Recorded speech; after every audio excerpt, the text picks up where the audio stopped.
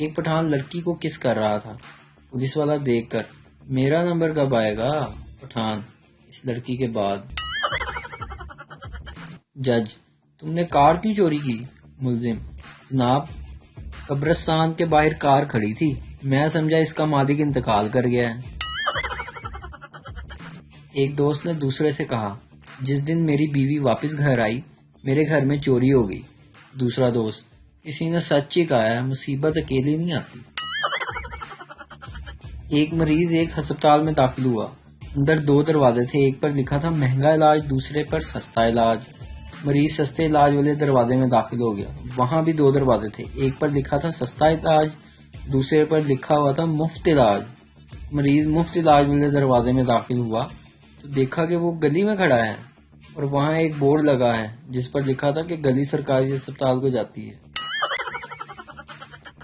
امیر آدمی، آج میرے پاس 14 کار، 28 دکانیں اور 4 بنگلے ہیں۔ غریب آدمی، میرے پاس ایک بیٹا ہے اور وہ ہینڈ سینیٹائزر لے کے آیا ہے۔ 2 لڑکیاں آپس میں بہت گہری سہیلیاں تھیں، اتفاق سے دونوں ایک ہی دن مر گئیں۔ ان کی روحیں آپس میں ملیں اور ایک دوسرے سے مرنے کا سبب دریافت کیا۔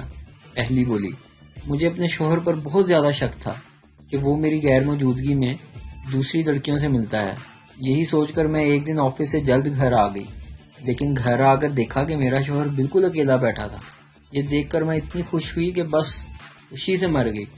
دوسری بولی، کاش اس وقت تم نے فریج کھول کر دیکھ لیا ہوتا تو نہ تم مرتی اور نہ میں مرتی۔ ویڈیو دیکھنے کا شکریہ۔ لائک کیجیے ہمارا پیج NTV اردو، اور ویڈیو پسند آئے تو ضرور شیئر کیجیے۔